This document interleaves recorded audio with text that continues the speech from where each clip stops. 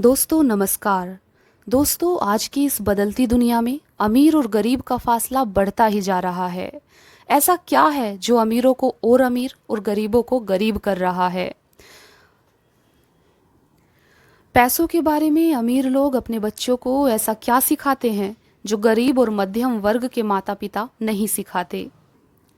दोस्तों दुनिया में हर व्यक्ति अमीर बनना चाहता है, लेकिन क्या वह बन पाता है? कहीं ना कहीं आप भी अमीर बनने का सपना देखते होंगे। तो चलिए फिर शुरू करते हैं अपनी इस जर्नी को रिच डैड पुअर डैड के साथ। यह पुस्तक सभी माता पिताओं को समर्पित है, क्योंकि वही बच्चे के सबसे महत्वपूर्ण शिक्षक होते हैं। दोस्तों आज की इस बदलती दुनिया में रिच डैड पुअर डैड जैसी बुक की बहुत ज़्यादा ज़रूरत है। हम सभी को इसकी शिक्षा की बहुत ज़्यादा ज़रूरत है। आपको बता दें कि इस पुस्तक का आरंभ भी इसी अध्याय के साथ होता है कि इसकी बहुत ज़रूरत है। क्या स्कूल बच्चों को असली ज़िंदगी के लिए तैयार करता है? मेरे मम्मी डैडी कहते थे, मेहनत से पढ़ो और अच्छे नंबर लाओ, क्योंकि ऐसा करोगे तो एक अच्छी तनख्वाह वाली नौकरी मिल जाएगी। उनके जीवन का लक्ष्य यही था कि मेरी बड़ी बहन और मेरी कॉलेज की शिक्षा पूरी हो जाए। उनका मानना था कि अगर कॉलेज की शिक्षा पूरी हो गई तो हम जिंदगी में ज़्यादा कामयाब हो सकेंगे। जब मैंने 1976 में अपना डिप्लोमा हासिल किया, मैं फ्लोरिडा स्टेट यूनिवर्सिटी में अकाउंटिंग में ऑनर्स के साथ ग्रेजुएट हुई और अपनी कक्षा में काफ़ी ऊंचे स्थान पर रही, तो मेरे मम्मी डैडी का लक्ष्य पूरा हो गया था। यह उनकी ज़िंदगी की सबसे बड़ी उपलब्धि थी। मास्टर प्लान के हिसाब से मुझे एक बिग 8 अकाउंटिंग फर्म में नौकरी भी मिल गई। अब मुझे उम्मीद थी कि एक लंबे करियर और एक कम उम्र में रिटायरमेंट की। मेरे पति माइकल भी इसी रास्ते पर चले थे। हम दोनों ही बहुत मेहनती परिवारों से आए थे, जो बहुत अमीर नहीं थे। माइकल ने ऑनर्स के साथ ग्रेजुएशन किया था, एक बार नहीं बल्कि 2 बार। पहली बार इंजीनियर के रूप में और फिर लॉ स्कूल से। उन्हें जल्दी ही पेटेंट लॉ में विशेषज्ञता रखने वाली वॉशिंगटन डीसी की एक मानी हुई लॉ फर्म में नौकरी मिल गई और इस तरह उनका भविष्य भी सुनहरा लग रहा था। उनके करियर का नक्शा साफ था और यह बात तय थी कि वह भी जल्दी रिटायर हो सकते थे। हालांकि हम दोनों ही अपने करियर में सफल रहे, परंतु हम जो सोचते थे हमारे साथ ठीक वैसा ही नहीं हुआ। हमने कई बार नौकरियां बदली। हालांकि हर बार नौकरी बदलने के कारण सही थे, परंतु हमारे लिए किसी ने भी पेंशन योजना में निवेश नहीं किया। हमारे रिटायरमेंट फंड हमारे खुद के लगाए पैसों से ही बढ़ रहे हैं। हमारी शादी बहुत सफल रही है और हमारे 3 बच्चे हैं। उनमें से 2 कॉलेज में हैं और तीसरा अभी हाई स्कूल में गया ही है। हमने अपने बच्चों को सबसे अच्छी शिक्षा दिलाने में बहुत सा पैसा लगाया। 1996 में एक दिन मेरा बेटा स्कूल से घर लौटा। स्कूल से उसका मोहभंग हो गया था। वह पढ़ाई से ऊब चुका था। मैं उन विषयों को पढ़ने में इतना ज़्यादा समय क्यों बर्बाद करूं, जो असल जिंदगी में मेरे कभी काम नहीं आएंगे? उसने विरोध किया। बिना सोचे विचारे ही मैंने जवाब दिया, क्योंकि अगर तुम्हारे अच्छे नंबर नहीं आए तो तुम कभी कॉलेज नहीं जा पाओगे, चाहे मैं कॉलेज जाऊं या न जाऊं। उसने जवाब दिया, मैं अमीर बनकर दिखाऊंगा। अगर तुम कॉलेज से ग्रेजुएट नहीं हुए तो तुम्हें कोई अच्छी नौकरी नहीं मिलेगी। मैंने एक माँ की तरह चिंतित और आतंकित होकर कहा, बिना अच्छी नौकरी के तुम किस तरह अमीर बनने के सपने देख सकते हो? मेरे बेटे ने मुस्कुराकर अपने सिर को बोरियत भरे अंदाज में हिलाया। हम यह चर्चा पहले भी कई बार कर चुके थे। उसने अपने सिर को झुकाया और अपनी आंखें घुमाने लगा। मेरी समझदारी भरी सलाह एक बार फिर उसके कानों से भीतर नहीं गई थी। हालांकि वह स्मार्ट और प्रबल इच्छा शक्ति वाला युवक था, परंतु वह नम्र और शालीन भी था। मम्मी, उसने बोलना शुरू किया और भाषण सुनने की बारी अब मेरी थी। समय के साथ चलिए, अपने चारों तरफ देखिए। सबसे अमीर लोग अपनी शिक्षा के कारण इतने अमीर नहीं बने हैं। माइकल जॉर्डन और मैडोना को देखिए। यहाँ तक कि बीच में ही हार्वर्ड छोड़ देने वाले बिल गेट्स ने माइक्रोसॉफ्ट कायम किया। आज वे अमेरिका के सबसे अमीर व्यक्ति हैं और अभी उनकी उम्र भी 30 से 40 के बीच ही है। और उस बेसबॉल पिचर के बारे में तो आपने सुना ही होगा, जो हर साल $40 लाख से ज़्यादा कमाता है, जबकि उस पर दिमागी तौर पर कमज़ोर होने का लेबल लगा हुआ है। हम दोनों काफ़ी समय तक चुप रहे। अब मुझे यह समझ में आने लगा था कि मैं अपने बच्चे को वही सलाह दे रही थी जो मेरे माता पिता ने मुझे दी थी। हमारे चारों तरफ की दुनिया बदल रही थी, परंतु हमारी सलाह नहीं बदली थी। अच्छी शिक्षा और अच्छे ग्रेड हासिल करना अब सफलता की गारंटी नहीं रह गई थी, और हमारे बच्चों के अलावा यह बात किसी की समझ में नहीं आई थी। मम्मी, उसने आगे कहा, मैं डैडी और आपकी तरह कड़ी मेहनत नहीं करना चाहता। आपको काफ़ी पैसा मिलता है और हम एक शानदार मकान में रहते हैं जिसमें बहुत सी कीमती सामान हैं। अगर मैं आपकी सलाह मानूंगा तो मेरा हाल भी आपकी ही तरह होगा। मुझे भी ज़्यादा मेहनत करनी पड़ेगी ताकि मैं ज़्यादा टैक्स भर सकूं और कर्ज में डूब जाऊं। वैसे भी आज की दुनिया में नौकरी की सुरक्षा बची नहीं है। मैं यह जानता हूं कि छोटे और सही आकार की फर्म कैसी होती है। मैं यह भी जानता हूं कि आज के दौर में कॉलेज के स्नातकों को कम तनख्वाह मिलती है, जबकि आपके ज़माने में उन्हें ज़्यादा तनख्वाह मिला करती थी। डॉक्टरों को देखिए, वे अब उतना पैसा नहीं कमाते जितना पहले कभी कमाया करते थे। मैं जानता हूं कि मैं रिटायरमेंट के लिए सामाजिक सुरक्षा या कंपनी पेंशन पर भरोसा नहीं कर सकता। अपने सवालों के मुझे नए जवाब चाहिए। वह सही था, उसे नए जवाब चाहिए थे, और मुझे भी। मेरे माता पिता की सलाह उन लोगों के लिए सही हो सकती थी जो 1945 के पहले पैदा हुए थे, पर यह उन लोगों के लिए विनाशकारी साबित हो सकती थी जिन्होंने तेजी से बदल रही दुनिया में जन्म लिया था। अब मैं अपने बच्चों से यह सीधी सी बात नहीं कह सकती थी, स्कूल जाओ, अच्छे ग्रेड हासिल करो और किसी सुरक्षित नौकरी की तलाश करो। मैं जानती थी कि मुझे अपने बच्चों की शिक्षा को सही दिशा देने के लिए नए तरीकों की खोज करनी होगी। एक माँ और एक अकाउंटेंट होने के नाते मैं इस बात से परेशान थी कि स्कूल में बच्चों को धन संबंधी शिक्षा या वित्तीय शिक्षा नहीं दी जाती। हाई स्कूल खत्म होने से पहले ही आज के युवाओं के पास अपना क्रेडिट कार्ड होता है। यह बात अलग है कि उन्होंने कभी धन संबंधी पाठ्यक्रम में भाग नहीं लिया होता है, और उन्हें यह भी नहीं पता होता है कि इसे किस तरह निवेश किया जाता है। इस बात का ज्ञान तो दूर की बात है कि क्रेडिट कार्ड पर चक्रवृद्धि ब्याज की गणना किस तरह की जाती है। इसे आसान भाषा में कहें तो उन्हें धन संबंधी शिक्षा नहीं मिलती, और यह ज्ञान भी नहीं होता कि पैसा किस तरह काम करता है। इस तरह वे उस दुनिया का सामना करने के लिए कभी तैयार नहीं हो पाते जो उनका इंतजार कर रही है। एक ऐसी दुनिया जिसमें बचत से ज्यादा खर्च को महत्व दिया जाता है। जब मेरा सबसे बड़ा बेटा कॉलेज के शुरुआती दिनों में अपने क्रेडिट कार्ड को लेकर कर्ज में डूब गया, तो मैंने उसके क्रेडिट कार्ड को नष्ट करने में उसकी मदद की। साथ ही मैं ऐसी तरकीब भी खोजने लगी जिससे मेरे बच्चों में पैसे की समझ आ सके। पिछले साल एक दिन मेरे पति ने मुझे अपने ऑफिस से फ़ोन किया। मेरे सामने एक सज्जन बैठे हैं और मुझे लगता है कि तुम उससे मिलना चाहोगी, उन्होंने कहा। उनका नाम रॉबर्ट कियोसाकी है। वे एक व्यवसायी और निवेशक हैं तथा वे एक शैक्षणिक उत्पाद का पेटेंट करवाना चाहते हैं। मुझे लगता है कि तुम इस चीज की तलाश कर रही थी। क्योंकि मैं अपने बच्चों को धन संबंधी शिक्षा देना चाहती थी और इस बदलती दुनिया के लिए तैयार करना चाहती थी, तो जिस चीज की मुझे तलाश थी आखिर वो मिल ही गई। चलिए देखते हैं। मेरे पति माइक रॉबर्ट कियोसाकी द्वारा बनाए जा रहे नए शैक्षणिक उत्पाद कौशलों से इतने प्रभावित थे कि उन्होंने इसके परीक्षण में हमें बुलवा लिया।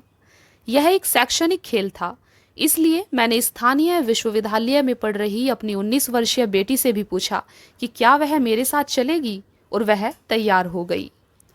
इस खेल में हम लगभग 15 लोग थे जो 3 समूहों में विभाजित थे। माइक सही थे, मैं इसी तरह के शैक्षणिक उत्पाद की खोज कर रही थी। यह किसी रंगीन मोनोपोली बोर्ड की तरह लग रहा था जिसके बीच में एक बड़ा सा चूहा था, परंतु मोनोपोली से यह इस तरह अलग था कि इसमें 2 रास्ते थे, एक अंदर और दूसरा बाहर। खेल का लक्ष्य था अंदर वाले रास्ते से बाहर निकलना, जिसे रॉबर्ट चूहा दौड़ कहते थे, और बाहरी रास्ते पर पहुंचना या तेज रास्ते पर जाना। रॉबर्ट के मुताबिक तेज रास्ता हमें यह बताता है कि असल जिंदगी में अमीर लोग किस तरह पैसे का खेल खेलते हैं। रॉबर्ट ने हमें चूहा दौड़ के बारे में बताया। अगर आप किसी भी औसत रूप से शिक्षित, कड़ी मेहनत करने वाले आदमी की जिंदगी को देखें तो उसमें आपको एक सा ही सफर दिखेगा। बच्चा पैदा होता है, स्कूल जाता है, माता पिता खुश हो जाते हैं, क्योंकि बच्चे को स्कूल में अच्छे नंबर मिलते हैं और उसका दाखिला कॉलेज में हो जाता है। बच्चा स्नातक हो जाता है और फिर योजना के अनुसार काम होता है। वह किसी आसान सुरक्षित नौकरी या करियर की तलाश करता है। बच्चे को ऐसा ही काम मिल जाता है। शायद वह डॉक्टर या वकील बन जाता है, या वह सेना में भर्ती हो जाता है, या फिर वह सरकारी नौकरी करने लगता है। बच्चा पैसा कमाने लगता है, उसके पास थोक में क्रेडिट कार्ड आने लगते हैं, और अगर अब तक उसने खरीदारी करना शुरू नहीं किया है तो अब जमकर खरीदारी शुरू हो जाती है। खर्च करने के लिए पैसे पास में होते हैं तो वह उन जगहों पर जाता है जहां उसकी उम्र के ज्यादातर नौजवान जाते हैं, लोगों से मिलते हैं, डेटिंग करते हैं और कभी कभार शादी भी कर लेते हैं। अब जिंदगी में मजा आ जाता है, क्योंकि आजकल पुरुष और महिलाएं दोनों नौकरी करते हैं। दो तनख्वाह बहुत सुखद लगती है। पति पत्नी दोनों को लगता है कि उनकी जिंदगी सफल हो गई है। उन्हें अपना भविष्य सुनहरा नजर आता है। अब वे घर, कार, टेलीविजन खरीदने का फैसला करते हैं, छुट्टियां मनाने कहीं चले जाते हैं और फिर उनके बच्चे हो जाते हैं। बच्चों के साथ उनके खर्चे भी बढ़ जाते हैं। खुशहाल पति पत्नी सोचते हैं कि ज्यादा पैसा कमाने के लिए अब उन्हें ज्यादा मेहनत करनी चाहिए। उनका करियर अब उनके लिए पहले से ज्यादा मायने रखता है। वे अपने काम में ज्यादा मेहनत करने लगते हैं ताकि उन्हें प्रमोशन मिल जाए या उनकी तनख्वाह बढ़ जाए।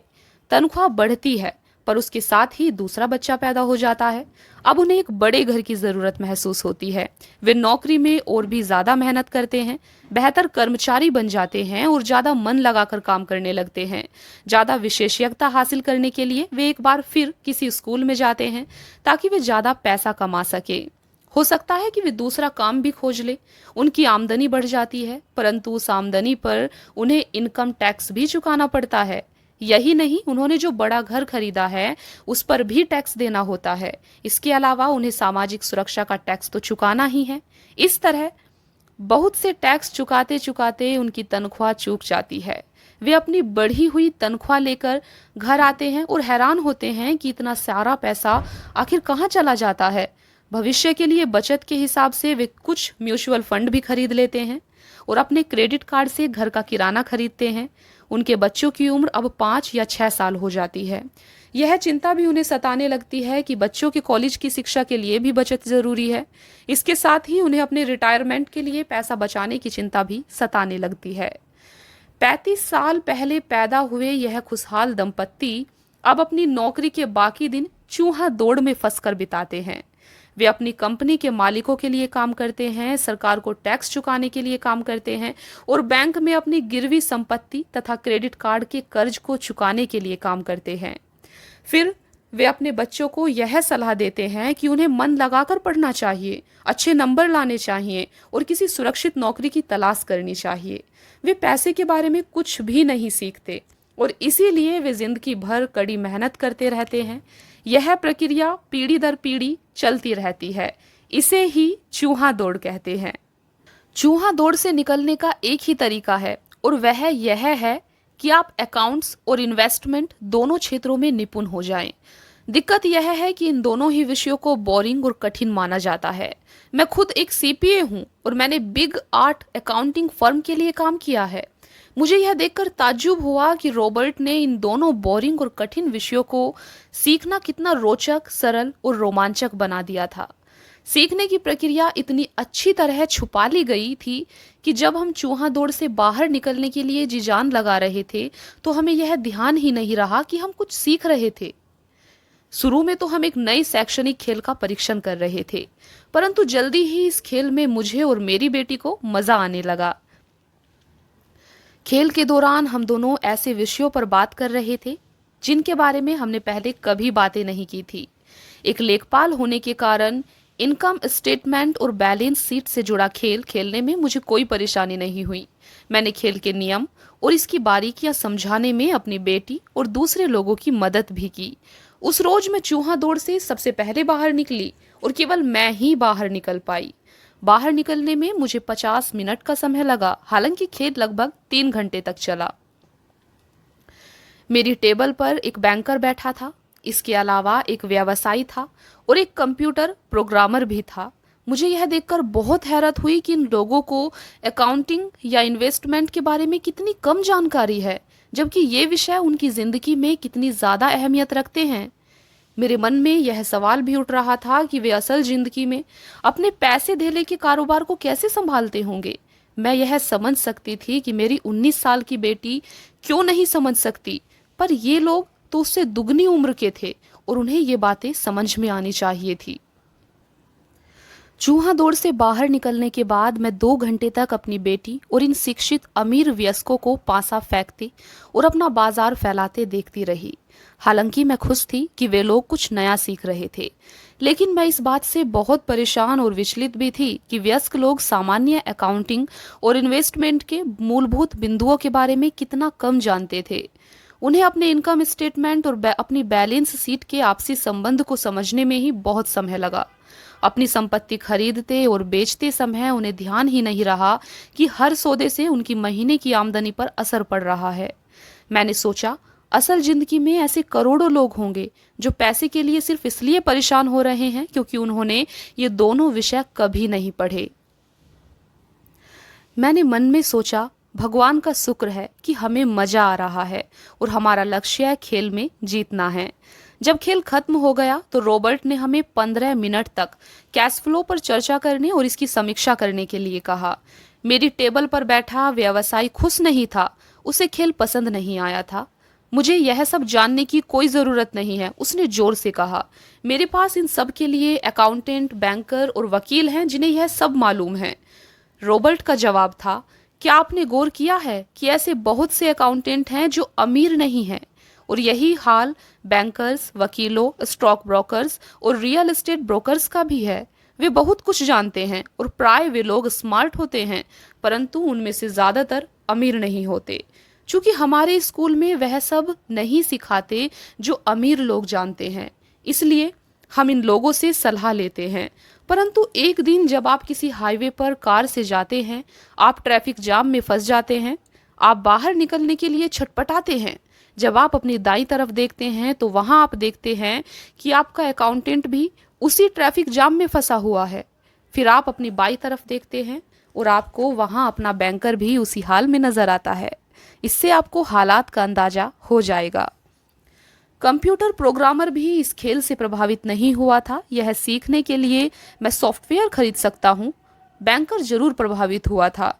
मैंने स्कूल में अकाउंटिंग सीखी थी, परंतु मैं अब तक यह नहीं समझ पाया था कि इसे असल जिंदगी में किस तरह काम में लाया जाए। अब मैं समझ गया हूँ, मुझे चूहा दौड़ से बाहर निकलने के लिए खुद को तैयार करने की जरूरत है। परंतु मेरी पुत्री के विचारों से मैं सबसे ज्यादा रोमांचित हुई। उसने कहा, मुझे सीखने में बड़ा मजा आया। मैंने इस बारे में बहुत कुछ सीखा कि पैसा असली में किस तरह काम करता है और इसका निवेश किस तरह करना चाहिए। फिर उसने आगे कहा, अब मैं जानती हूँ कि मैं अपने काम करने के लिए किस तरह का व्यवसाय चुनूं, और यह व्यवसाय चुनने का कारण नौकरी की सुरक्षा, उससे मिलने वाले फायदा या तनख्वाह नहीं होंगे। अगर मैं इस खेल में सिखाई जाने वाली बातें सीख जाती हूँ तो मैं कुछ भी करने के लिए आज़ाद हूँ और वह सीखने के लिए आज़ाद हूँ जो मैं दिल से सीखना चाहती हूँ। अभी तक मुझे उस चीज को सीखना पड़ता था जिससे मुझे नौकरी पाने में मदद मिले। अगर मैं यह खेल सीख जाती हूँ तो मुझे नौकरी की सुरक्षा और सामाजिक सुरक्षा की ज्यादा चिंता नहीं होगी, जैसा कि मेरी बहुत सी सहेलियों को होती है। खेल खत्म होने के बाद मुझे रॉबर्ट से बात करने के लिए ज्यादा समय नहीं मिला। हमने उनकी योजना पर आगे बातें करने के लिए बाद में मिलने का फैसला किया। इतना तो मैं जानती थी कि इस खेल के बहाने रॉबर्ट यह चाहते थे कि लोगों में पैसे की बेहतर समझ विकसित हो जाए। यही कारण था कि मैं उनकी योजनाओं के बारे में ज्यादा जानने के लिए उत्सुक थी। मेरे पति और मैंने रॉबर्ट और उनकी पत्नी के साथ अगले हफ्ते मीटिंग रख ली। हालांकि यह हमारा पहला सामाजिक मेलजोल था, फिर भी हमें ऐसा महसूस हो रहा था जैसे हम एक दूसरे को बरसों से जानते हों। हमने पाया कि हम में बहुत सी बातें एक जैसी हैं। हमने बहुत से विषयों पर बातें की, खेलों, नाटकों, रेस्टोरेंट और सामाजिक आर्थिक विषयों पर। हमने बदलती हुई दुनिया के बारे में भी बातें की। हमने इस मुद्दे पर बहुत समय तक विचार किया कि ज्यादातर अमेरिकी कैसे अपने रिटायरमेंट के लिए बहुत कम पैसा बचा पाते हैं या बिल्कुल भी नहीं बचा पाते। हमने सामाजिक सुरक्षा और मेडिकेयर की लगभग दिवालिया हालत पर भी विचार किया। क्या हमारे बच्चों को 7.5 करोड़ वृद्ध लोगों के रिटायरमेंट के लिए टैक्स चुकाना होगा? हम हैरान थे कि लोग पेंशन योजना के भरोसे बैठकर कितना बड़ा खतरा मोल ले लेते हैं। रॉबर्ट की सबसे बड़ी चिंता यह थी कि अमीरों और गरीबों के बीच फासला लगातार बढ़ता जा रहा है। ऐसा न सिर्फ अमेरिका में हो रहा है बल्कि पूरी दुनिया में हो रहा है। रॉबर्ट स्वशिक्षित और स्वनिर्मित व्यवसायी थे। वे दुनिया भर में निवेश कर चुके थे और 47 वर्ष की उम्र में रिटायर होने में सफल हो गए थे। वे काम इसलिए कर रहे थे क्योंकि उन्हें भी वही चिंता थी जो मुझे अपने बच्चों को लेकर सता रही थी। वे जानते हैं कि दुनिया बदल चुकी है, परंतु इसके बावजूद शिक्षा पद्धतियां बिल्कुल भी नहीं बदली थी। रॉबर्ट के अनुसार बच्चों सालों तक दकियानुसी शिक्षा पद्धति में अपना समय गुजारते हैं और ऐसे विषय पढ़ते हैं जो उनके जीवन में कभी भी कहीं भी काम नहीं आने वाले हैं, और वे ऐसी दुनिया के लिए तैयारी करते हैं जिसका अब नामो निशान भी नहीं बचा है। आज आप किसी भी बच्चे को जो सबसे खतरनाक सलाह दे सकते हैं वह यह है, स्कूल जाओ, अच्छे नंबर लाओ और कोई सुरक्षित नौकरी ढूंढो। उन्होंने कहा यह पुरानी सलाह है और यह खराब सलाह है। अगर आप यह देख सकते हैं कि एशिया, यूरोप, दक्षिण अमेरिका में क्या हो रहा है, तो आप भी उतनी ही चिंतित होंगी जितनी कि मैं। रॉबर्ट के अनुसार यह बुरी सलाह है, क्योंकि अगर आप चाहते हैं कि आपके बच्चे का भविष्य आर्थिक रूप से सुरक्षित हो तो आप पुराने नियमों के सहारे नए खेल को नहीं खेल सकते। यह बहुत खतरनाक होगा। मैंने उससे पूछा कि पुराने नियमों से उसका क्या मतलब है। मेरी तरह के लोग अलग तरह के नियमों से खेलते हैं और आपकी तरह के लोग पुराने नियमों की लीक पर ही चलते रहते हैं, उन्होंने कहा। क्या होता है जब कोई कॉरपोरेशन स्टाफ कम करने की घोषणा करता है? लोगों को नौकरी से निकाल दिया जाता है, परिवार तबाह हो जाते हैं, बेरोजगारी बढ़ जाती है। हाँ, परंतु कंपनी पर इसका क्या असर पड़ता है, खासकर जब वह कंपनी स्टॉक एक्सचेंज में दर्ज हो। जब स्टाफ कम करने की घोषणा होती है तो स्टॉक की कीमत बढ़ जाती है, मैंने कहा।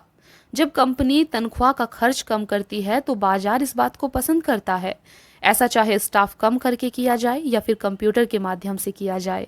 उन्होंने कहा, आप ठीक कह रही हैं। और जब स्टॉक की कीमतें बढ़ती हैं तो मेरी तरह के लोग, यानी जिनके पास उस कंपनी के शेयर होते हैं, वे ज़्यादा अमीर हो जाते हैं। अलग तरह के नियमों से मेरा यही आशय था। कर्मचारी हारते हैं, मालिक और निवेशक जीतते हैं। रॉबर्ट कर्मचारी और मालिक के बीच के फर्क को समझा रहे थे। यह फर्क था अपनी किस्मत पर खुद अपना नियंत्रण होना या फिर अपनी किस्मत पर किसी दूसरे का नियंत्रण होना। परंतु ज्यादातर लोग यह नहीं समझ पाते हैं कि ऐसा क्यों होता है। मैंने कहा, उन्हें लगता है कि यह ठीक नहीं है। उसका जवाब था, इसीलिए तो बच्चों से यह कहना मूर्खता है, अच्छी शिक्षा प्राप्त करो। यह सोचना मूर्खता है कि स्कूलों में दी जा रही शिक्षा से बच्चे उस दुनिया का सामना करने के लिए तैयार हो जाएंगे जिसमें वे कॉलेज के बाद पहुंचने वाले हैं। हर बच्चे को ज़्यादा शिक्षा की ज़रूरत है, एक अलग तरह की शिक्षा की, और उन्हें नए नियमों को जानने की भी ज़रूरत है, अलग तरह के नियमों को जानने की।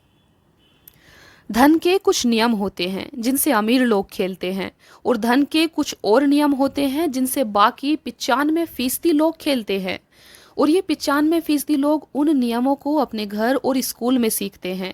इसीलिए आजकल किसी बच्चे से यह कहना खतरनाक है, मन लगाकर पढ़ो और अच्छी नौकरी खोजो। आज बच्चों को अलग तरह की शिक्षा की ज़रूरत है और आज की शिक्षा नीति उन्हें कुछ मूलभूत बातें नहीं सिखा पा रही है। इस बात से कोई फर्क नहीं पड़ता कि क्लासरूम में कितने कंप्यूटर रखे हैं या स्कूल कितना पैसा खर्च कर रहा है। जब शिक्षा नीति में वह विषय ही नहीं है तो उसे किस तरह पढ़ाया जा सकता है। अब सवाल यह उठता है कि किस तरह माता पिता अपने बच्चों को वह सिखा सकते हैं जो वे स्कूल में नहीं सीख पाते। आप अपने बच्चे को अकाउंटिंग किस तरह सिखाते हैं? क्या इससे वे बोर नहीं हो जाते? और आप उन्हें किस तरह निवेश करना सिखाएंगे जब एक पालक के रूप में आप खुद निवेश के खतरे से डरते हैं? अपने बच्चे को सुरक्षित जीवन के लिए तैयार करने के बजाय मैंने यह बेहतर समझा कि उन्हें रोमांचक जीवन के लिए तैयार किया जाए। तो आप किस तरह किसी बच्चे को धन और उन सब चीज़ों के बारे में सिखा सकते हैं जिन पर हमने अभी विचार किया है? मैंने रॉबर्ट से पूछा। हम किस तरह इसे माता पिता के लिए आसान बना सकते हैं, खासकर तब जब उन्हें खुद ही इसकी समझ ना हो? उन्होंने कहा, मैंने इस विषय पर एक पुस्तक लिखी है। वह पुस्तक कहाँ है? मेरे कंप्यूटर में। यह बरसों से वहीं बिखरी पड़ी है। मैं कभी कभार उसमें कुछ बातें जोड़ देता हूँ, परंतु आज तक उसे कभी इकट्ठा नहीं कर पाया।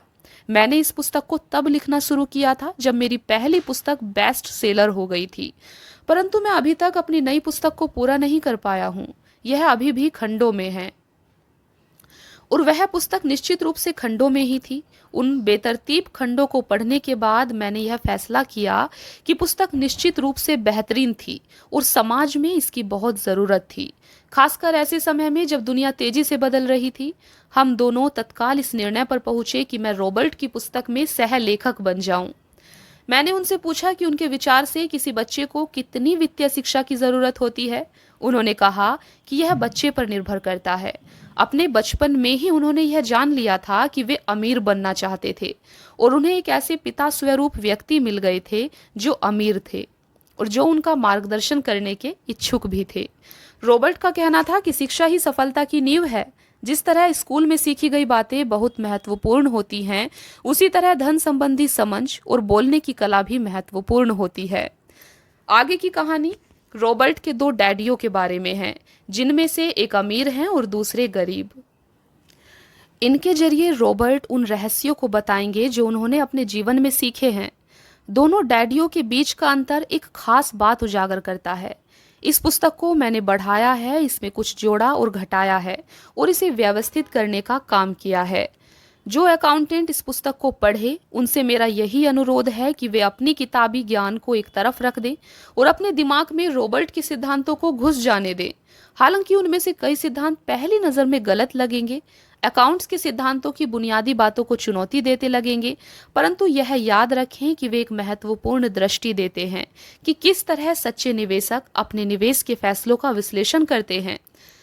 जब हम अपने बच्चों को स्कूल जाने, मेहनत से पढ़ने और अच्छी नौकरी पाने की सलाह देते हैं, तो अक्सर हम ऐसा सांस्कृतिक आदतों के कारण करते हैं। ऐसा करना हमेशा सही चीज़ मानी गई है। जब मैं रॉबर्ट से मिली तो उनके विचारों ने शुरू में तो मुझे चौंका दिया। दो डैडियों के साथ पले बड़े रॉबर्ट के सामने दो अलग अलग लक्ष्य होते थे। उनके पढ़े लिखे डैडी उन्हें कॉरपोरेशन में नौकरी करने की सलाह देते थे, उनके अमीर डैडी उन्हें कॉरपोरेशन का मालिक बनने की सलाह देते थे। दोनों ही कामों में शिक्षा की जरूरत थी, परंतु पढ़ाई के विषय बिल्कुल अलग अलग थे। पढ़े लिखे डैडी रॉबर्ट को स्मार्ट बनने के लिए प्रोत्साहित करते थे, जबकि अमीर डैडी रॉबर्ट को यह जानने के लिए प्रोत्साहित करते थे कि किस तरह स्मार्ट लोगों की सेवाएं ली जाए। दो डैडियों के होने से कई समस्याएं भी पैदा हुई। रॉबर्ट के असली डैडी हवाई राज्य में शिक्षा प्रमुख थे। जब रॉबर्ट 16 साल के हुए तो उन्हें इस बात की कोई खास चिंता नहीं सता रही थी। अगर तुम्हें अच्छे नंबर नहीं मिलते तो तुम्हें कोई अच्छी नौकरी नहीं मिलेगी। वे पहले से ही जानते थे कि उनके करियर का लक्ष्य था कॉरपोरेशन का मालिक बनना, न कि उसमें नौकरी करना। सच तो यह है कि अगर हाई स्कूल में समझदार और मेहनती परामर्शदाता नहीं मिला होता तो रॉबर्ट कभी कॉलेज भी नहीं गए होते। वे इस बात को मानते हैं। वे दौलत कमाने के लिए बेताब थे, परंतु वे आखिरकार मान ही गए कि कॉलेज की शिक्षा से भी उन्हें फायदा हो सकता है। दरअसल इस पुस्तक में दिए गए विचार शायद बहुत से माता पिताओं को क्रांतिकारी और अतिशयोक्तिपूर्ण लगेंगे। कई लोगों को तो अपने बच्चों को स्कूल में रखने में ही काफ़ी मेहनत करनी पड़ रही है, परंतु बदलते हुए समय को देखते हुए हमें नए और जोखिम भरे विचारों की तरफ ध्यान देने की ज़रूरत है। अपने बच्चों को कर्मचारी बनने की सलाह देने का मतलब यह है कि हम उन्हें जिंदगी भर अपनी खून पसीने की कमाई से इनकम टैक्स और भी न जाने कितने टैक्स चुकाने की सलाह देते हैं।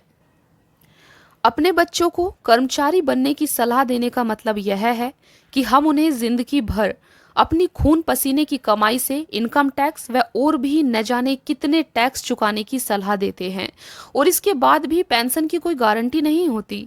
और यह सच है कि आज के ज़माने में टैक्स किसी व्यक्ति का सबसे बड़ा खर्च है। हकीकत में ज़्यादातर परिवार तो जनवरी से आधी मई तक सिर्फ अपने टैक्स चुकाने के लिए ही सरकार की नौकरी करते हैं। आज नए विचारों की बहुत ज़रूरत है और यह पुस्तक हमें नए विचार देती है। रॉबर्ट का दावा है कि अमीर लोग अपने बच्चों को अलग तरह की शिक्षा देते हैं। वे अपने बच्चों को घर पर सिखाते हैं, डिनर टेबल पर, हो सकता है कि यह विचार वे नए हों जिन पर आप अपने बच्चों के साथ बातें करते हों, परंतु उन पर नजर डालने के लिए धन्यवाद। और मैं आपको सलाह देती हूँ कि आप खोज करते रहें। एक माँ और एक सीपीए होने के नाते मैं तो यही सोचती हूँ कि अच्छे नंबर लाना और एक बढ़िया नौकरी पा लेना एक पुराना विचार है। हमें अपने बच्चों को नए तरह के विचार देने होंगे, हमें उन्हें अलग तरह की शिक्षा देनी होगी। शायद हम अपने बच्चों को यह सिखाएं कि अच्छे कर्मचारी होने के साथ साथ वे अपना खुद का निवेश कॉरपोरेशन भी खोल सकें। दोनों का यह तालमेल बढ़िया रहेगा। एक माँ होने के नाते मुझे उम्मीद है कि यह पुस्तक सभी अभिभावकों के लिए फायदेमंद होगी। रॉबर्ट लोगों को यह बताना चाहते हैं कि कोई भी व्यक्ति अगर ठान ले तो अमीर बन सकता है। अगर आप एक माली या गेटकीपर हैं या पूरी तरह बेरोजगार हैं, तो भी आप में खुद को और अपने परिवार के लोगों को धन संबंधी बातें सिखाने की काबिलियत है। यह याद रखें कि धन संबंधी बुद्धि वह दिमागी तरीका है जिससे हम अपनी धन संबंधी समस्याओं को सुलझाते हैं। आज हम ऐसे विश्वव्यापी तकनीकी परिवर्तनों का सामना कर रहे हैं जिनका सामना हमने आज से पहले कभी नहीं किया।